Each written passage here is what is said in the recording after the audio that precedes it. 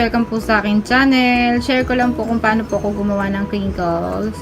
Ito po yung mga ingredients. Sugar, flour, cocoa powder, eggs, oil, vanilla essence, at saka po baking powder. Lalagay ko na lang po sa description box o sa pinakadulo po ng ating video yung exact measurement. Start na po. Halo lang natin yung egg. I-beat lang natin siya. Tapos ilagay natin yung ating vanilla essence.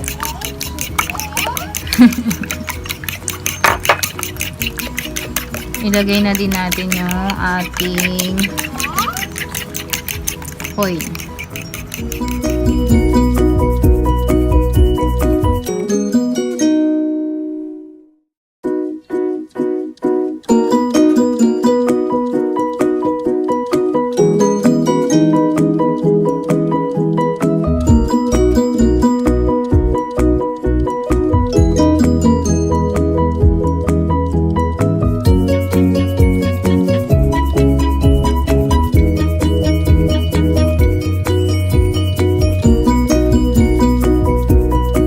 Halo na natin siya.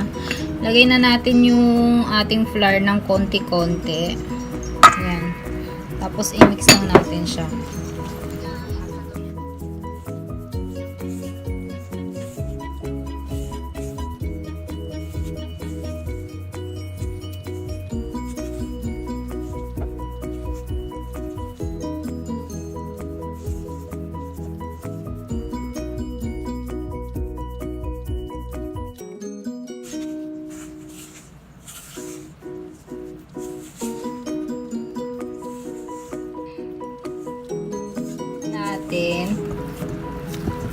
Takpan natin siya.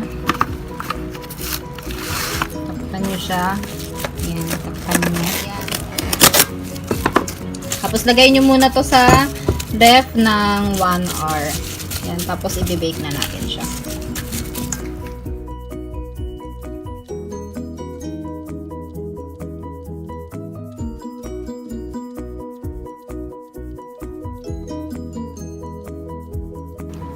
Ayan na guys, yung ating nires sa ref.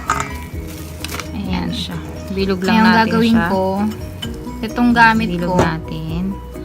Tapos, lagay na natin siya. Kailangan pala natin itong powdered sugar. Ayan. Tapos, roll nyo lang ganyan. Ayan. Lagay nyo dyan.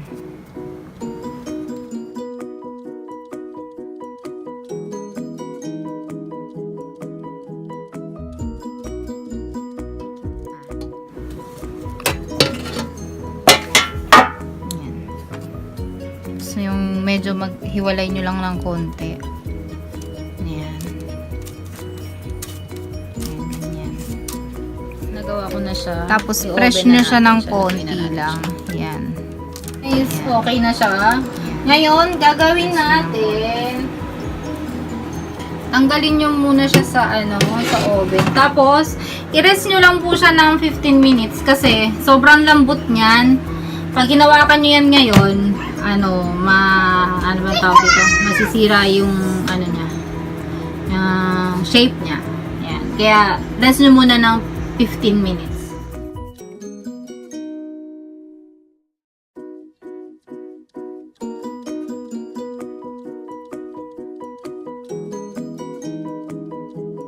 Ayan guys, okay na siya.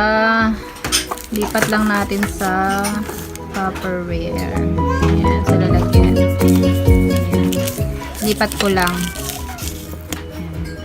Lipat ko lang siya. Ayan. Itadakimasu. Ayan guys, okay na yung ating crinkles. Tikman na natin.